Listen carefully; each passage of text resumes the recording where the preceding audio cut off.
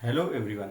आज मैं आपको आरोप अर्थात चार्ज की तीसरी वीडियो में बताऊंगा कि क्या आरोप में परिवर्तन या परिवर्धन अर्थात एडिशन या अल्ट्रेशन एक बार चार्ज बन जाने के बाद किया जा सकता है कि नहीं किया जा सकता है, और यदि किया जा सकता है चार्ज में एडिशन या अल्ट्रेशन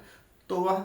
कहाँ तक मतलब किस चरण तक ऐसा एडिशन या अल्ट्रेशन किया जाएगा। इसके बारे में प्रावधान सीआरपीसी की धारा 215 तथा 216 में है,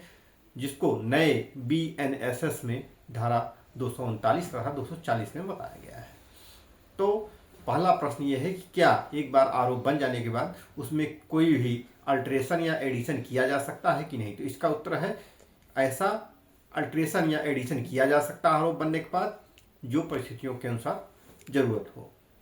अब ऐसा अल्ट्रेशन या एडिशन किस समय तक किया जा सकता, तो इसका उत्तर है निर्णय सुनाए जाने के पहले अर्थात जजमेंट आने के पहले किसी भी समय ऐसे चार्ज में एडिशन या अल्ट्रेशन किया जाएगा। अब यहाँ प्रश्न उठता है कि यह एडिशन या अल्ट्रेशन जो किया जाता है क्या यह एज ए डिस्चार्ज भी यूज किया जा सकता है, अर्थात जब एक बार आरोप बन जाए तब इस धारा के तहत एप्लीकेशन देकर कोई धारा हटवाई जा सकती है या पूरी तरह से मामले में डिस्चार्ज हुआ जा सकता है कि नहीं। तो अभी हाल में ही माननीय उच्चतम न्यायालय ने बताया कि एक बार चार्ज बन जाने के पश्चात कोई भी एडिशन या अल्ट्रेशन उस मामले में नहीं हो, उस एक बार चार्ज बन जाने के बाद कोई भी धारा से डिस्चार्ज नहीं किया जा सकता, अर्थात आरोप बनने के बाद इस धारा का प्रयोग करके किसी भी धारा से डिस्चार्ज नहीं हुआ जा सकता है। अब दूसरा मैं बताऊंगा कि जब एडिशन या अल्ट्रेशन होता है तब प्रक्रिया क्या अपनाता है कोर्ट। जब कोई एडिशन या अल्ट्रेशन किसी चार्ज में किया जाता है तब यदि ऐसे एडिशन या अल्ट्रेशन से प्रोसिक्यूशन या डिफेंस को कोई प्रॉब्लम नहीं होता है तो ट्रायल को आगे बढ़ाया जा सकता है। लेकिन यदि ऐसे अल्ट्रेशन या एडिशन से किसी पार्टी पर कोई कुप्रभाव अर्थात प्रोसिक्यूशन पर या डिफेंस पर कोई ऐसा प्रभाव पड़ने की संभावना है जिससे उसको ट्रायल में दिक्कत हो सकती है, तो कोर्ट ऐसे अल्ट्रेशन या एडिशन के बाद उतने समय के लिए ट्रायल को रोक देगा जब तक उस पार्टी को जिससे उस पर प्रभाव पड़ने वाला है उस प्रभाव के लिए अपना केस तैयार करने के लिए समय नहीं मिल जाता है। अर्थात यदि किसी पार्टी को प्रभाव नहीं पड़ेगा तो एडिशन या अल्ट्रेशन के बाद ट्रायल तुरंत ही आगे बढ़ाया जा सकता है। लेकिन यदि किसी भी पार्टी को ऐसे अल्ट्रेशन या एडिशन से कोई नुकसान होने की संभावना है तो ट्रायल उतने समय तक के लिए रोक देना चाहिए जितने समय तक वह पार्टी उसके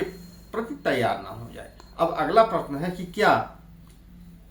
ऐसा कोई मामला है जिसमें पूर्व में अभियोजन की स्वीकृति की आवश्यकता नहीं थी लेकिन चार्ज के एडिशन या अल्ट्रेशन के बाद अभियोजन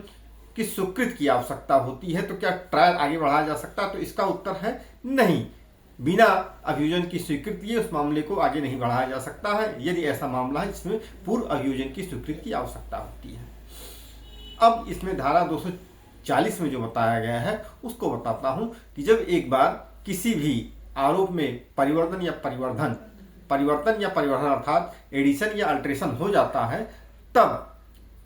न्यायालय क्या प्रक्रिया अपनाएगा। तो न्यायालय ऐसे परिवर्तन या परिवर्धन के बाद किसी भी साक्षी को किसी भी पक्षकार के आवेदन पर न्यायालय में बुला सकता है, उसकी परीक्षा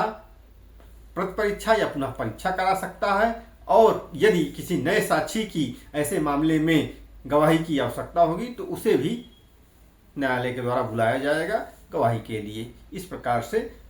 एडिशन